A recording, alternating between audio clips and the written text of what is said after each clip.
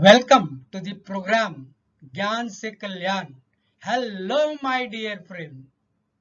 Good morning. Today we are going to discuss deemed supply, which is explained in schedule 1. Very important. There are few transactions which even without consideration are construed as supply, also known as deemed supply, as specified in schedule 1. First, permanent transfer or disposal of business assets where input tax credit has been availed on such assets. Second, goods of supply of goods, services, or both between the related person or between distinct persons as specified in section 25 when made in the course or furtherance of business, provided that gifts not exceeding rupees 50,000 in value in a financial year by an employer to an employee shall not be treated as supply of goods or services or both. And interesting. Next, supply of goods by a principal to his agent, where the agent undertakes to supply such goods on behalf of principal. Supply of goods by an agent to his principal, where the agent undertakes to receive such goods on behalf of the principal. Next, import of service by a person from a related person or from any of his other establishments outside India. Good.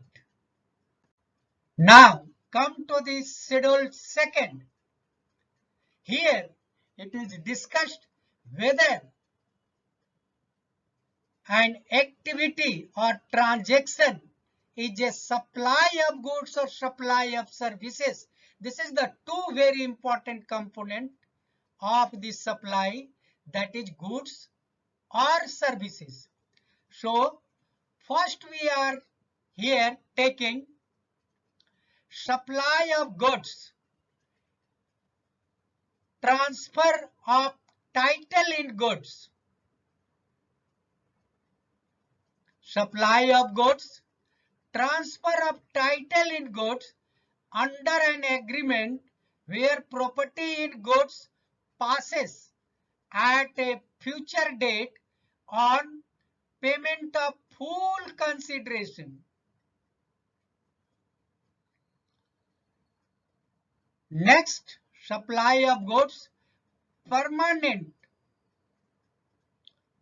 transfer or disposable of goods forming part of business assets by or under the directions of the person carrying on the business, whether or not for consideration. Any goods forming a part of business assets will be deemed to be transferred in a furtherance of business before any person ceases to be taxable person. Here one exception are given. The business is transferred as a going concern. The business is carried on by person, by a personal representative who is deemed to be taxable person. Supply of goods by an incorporated association or body of person to a member thereof for cash, deferred payment or other valuable consideration. So now come to the supply of services. Any transfer of right in goods or undivided share in goods without transfer of title. Second point, any lease, tenancy, easement, license to occupy land, any lease or letting out of the building, including a commercial, industrial or residential complex for business or commerce, either wholly or partly. Third point, any treatment or process which is applied to another person's goods. Fourth point, whereby or under the direction of a person carrying on a business goods, held assets or used for the purpose of business are put for any private use or made available to any person for any use other than for the purpose of business at the direction of the person carrying on the business, whether or not for a consideration. Renting of immovable property. 6 point, construction of a complex building, civil structure or a part thereof, including a complex or building intended for sale to a buyer, wholly or partly, except whether the entire consideration has been received after issuance of completion certificate where required by the competent authority or after its first occupation, which is earlier. Temporary transfer or permitting the use or enjoyment of any intellectual property right, IPR. And interesting. 8 point, development, design, programming, customization, adaptation, upgradation, enhancement, implementation of information technology software. Very, very important. 9th point, agreeing to the obligation to refrain from an act or to do, tolerance an act or a situation or to do an act. 10th point, transfer of the right to use any goods for any purpose, whether or not for a specified period, for cash, deferred payment or other valuable consideration. Next, that's 11th point, works contract as defined under section 2 subsection 119, supply of goods as a part of any service or in any manner, being food or any other article for human consumption or any drink other than alcoholic liquor for human consumption, where such supply or service is for cash, deferred payment or other valuable consideration.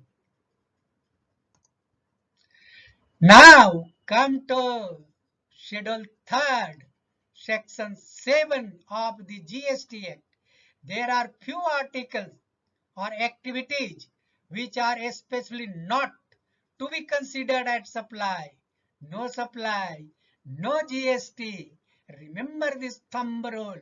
Schedule 3rd to the GST Act 2070 list down the following activities which shall treated neither as supply of goods nor supply of services.